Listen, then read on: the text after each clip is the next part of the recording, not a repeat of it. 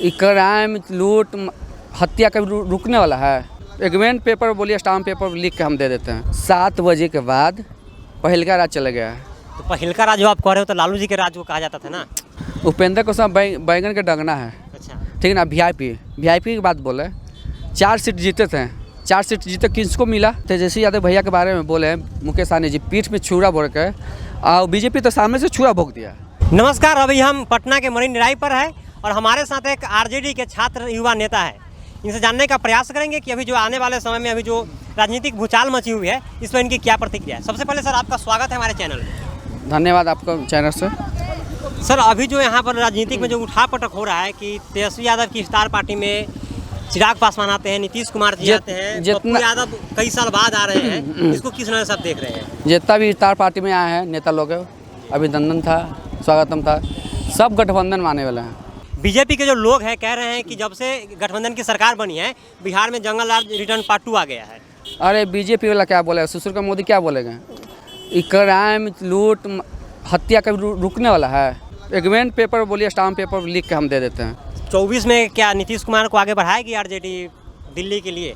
उस समय आने पर उनका रखा गया है प्रधानमंत्री का, प्रधानमंत्री के चेहरा उनको बनाया गया है। काहे कि अभी बिहार में जो है तेजस्वी यादव संभाल रहे हैं, जो भी गठबंधन में आने वाले लोग हैं, चाहे जो कुछ भी हो, जो भी तमाम युवा नेता है, और दिल्ली में नीतीश कुमार का दौरा चल रहा है, तो इससे क्या देखा जाए? देखिए, प्रधानमंत्री के चेहरा में इनको देखा गया है, माननीय मुख्यमंत्री जी को, और बिहार के सीएम में तेजस्वी यादव जी को देखा जा रहा है। गठबंधन में तेजस्वी जी और सीएम प्रधानमंत्री में पीएम में नीतीश कुमार जी को देखा जा रहा है। बीजेपी डर कर रही है कि बार बार गुंडा का राज आ गया, गुंडा का राज आ गया। कहाँ गुंडा का राज आ गया? देखिए, गुंडा का राज है तो इधर घूमता, सब इधर देखा मैंने रात पे घूमता।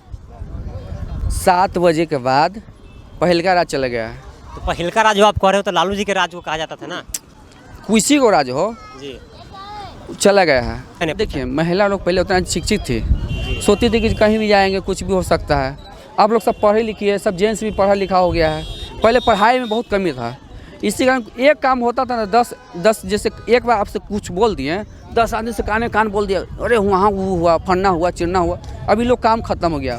गाँव में भी जाइएगा, अपना काम से मतलब रखता है, इस समय देखना नहीं सुनता है।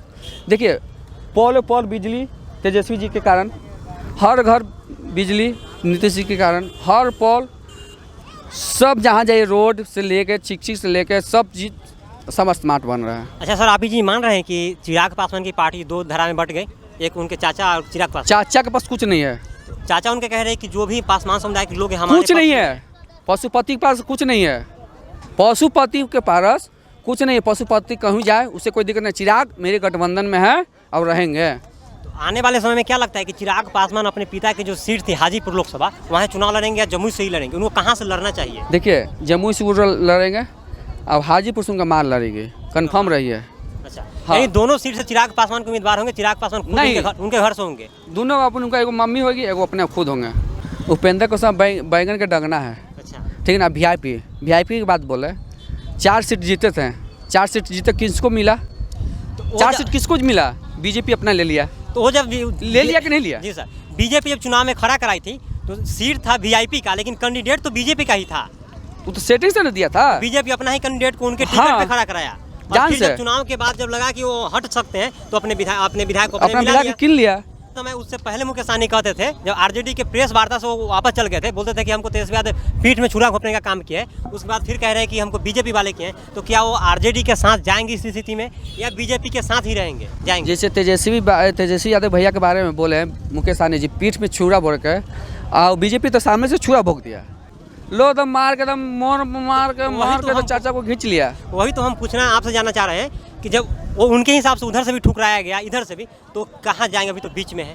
वो गठबंधन में आने वाले हैं, कहीं कोई नहीं जाने वाला है। अच्छा, ठीक ना। तनी सा भाईचारा में बर्तन जहाँ रहता है, जहाँ ढन मनन होते रहता है, ठीक ना। अच्छा, बर्तन जहाँ से खाया पिया ढनढनाता है। मुस्कुराहट बता रही है कि गठबंधन में आएंगे। हाँ, गठबंधन में है। मुकेश सहनी जी बोले कि हम गठबंधन में रहेंगे।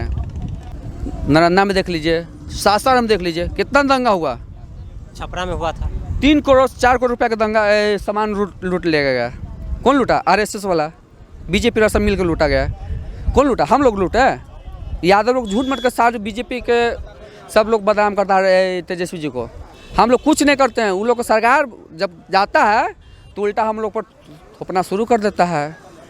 सरकार रहे या नहीं रहे, क्या है कि आरजेडी वाला से बीजेपी वाला खोप मांगता है। जब हम लोग कुछ धरना के लिए निकलते थे तो प्रशासन के भेज के लाठीचार्ज करवाता था। प्रशासन लाठीचार्ज करना नहीं चाहता था, बाकी ज़बरदस्ती ये लोग बीजेपी वाला ज़बरदस्ती लाठीचार्ज करवाते थे। हम लोग विधानसभा घेराव में हम लोग निकले थे। हम लोग थे विधानसभा चुनाव में अगले साल हम थे तेजस्वी जी, पूरा नेता लोग, जो पूर्व विधायक शक्ति यादव को इतना पीटा गया कि अपना कपड़ा नहीं कह सकते थे। पूरा कपड़ा मार के पूरा पैंट उठ सब फाड़ दिया गया था, पैजामा वजामा। तेजस्वी जी के ऊपर से ईंटा फेंका गया था। हम लोग वो संस्कार नहीं है, वो लोग कुछ भी कर सकता है, बीजेपी वाला कुछ भी कर सकता है। तो ये आरजेडी के युवा नेता थे। इनसे मैंने जो भी सवाल किया सारे सवाल करवे किया और इन्होंने बेमुखर होकर हर सवाल का जवाब दिया, कोई भी सवाल से पीछे नहीं हटे।